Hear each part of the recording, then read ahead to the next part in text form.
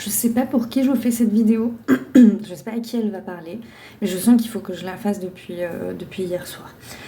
Ça va être très rapide, ça va pas concerner tout le monde, donc je ne sais pas, que cette vidéo aille aux gens qui sont concernés.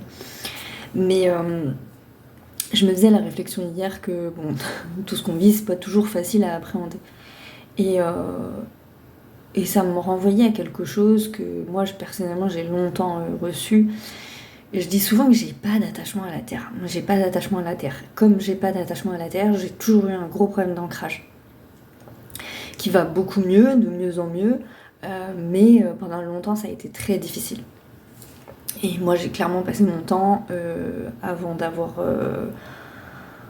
j'ai quel âge là 38.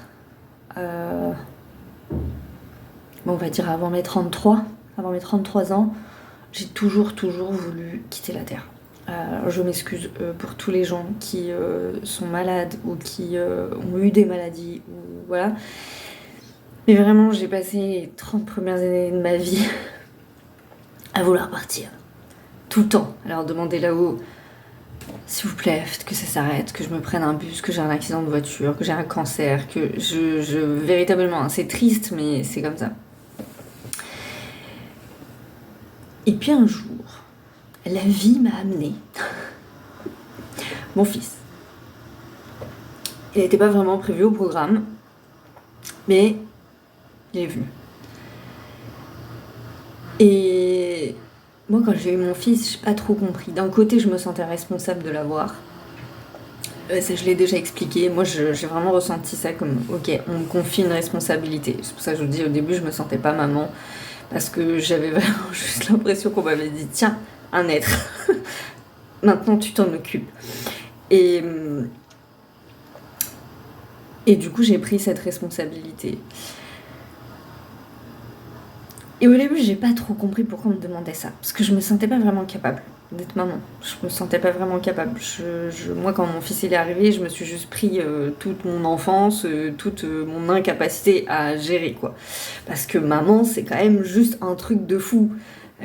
Encore un gros big up à toutes les mamans du monde. Je veux dire, c'est à la fois le truc le plus formidable que tu peux vivre dans une vie, mais en même temps le truc qui te retourne la tête en permanence. Ça, c'est à la fois éprouvant et merveilleux, c'est à la fois... Bref.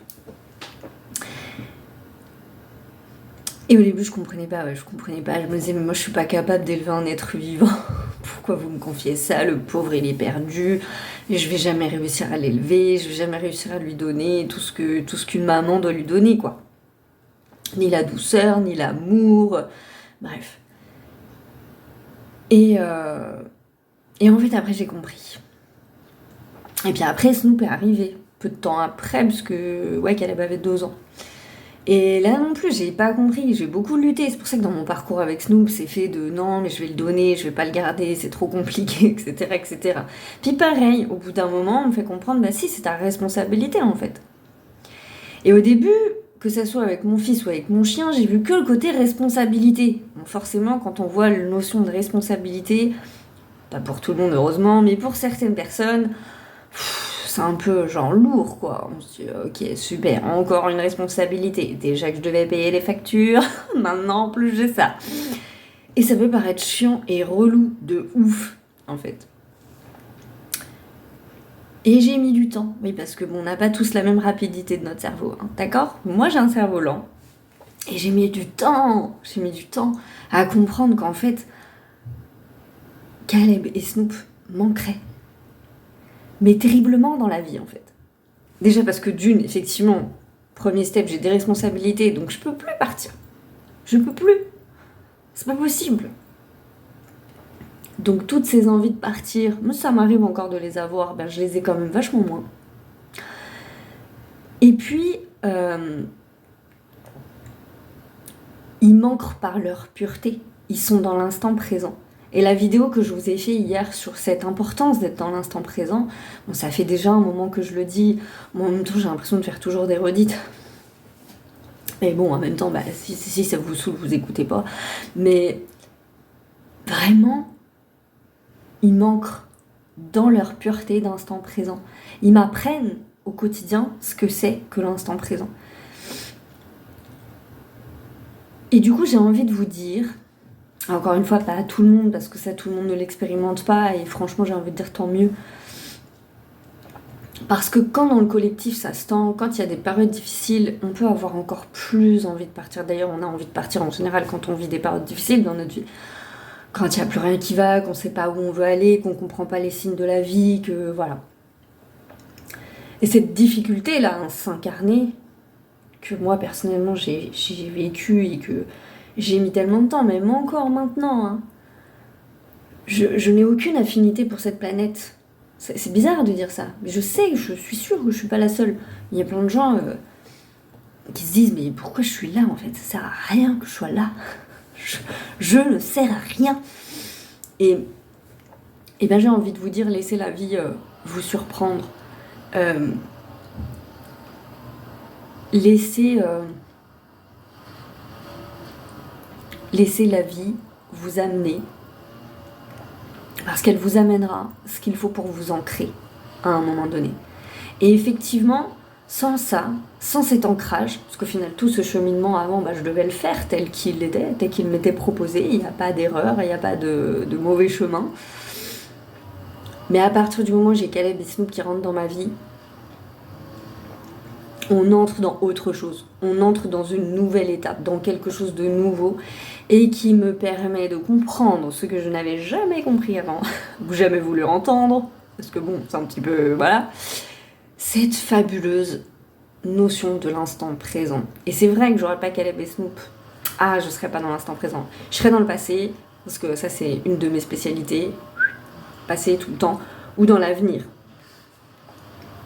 C'est ce que je disais, voilà, moi je lis la fin des livres, je sais pas si vous imaginez, d'ailleurs j'ai encore jamais rencontré de personnes comme moi, je lis la fin des bouquins, je me spoil tous les films, toutes les séries, je vais regarder la fin avant de le voir, c'est juste trop bizarre, mais c'est comme ça.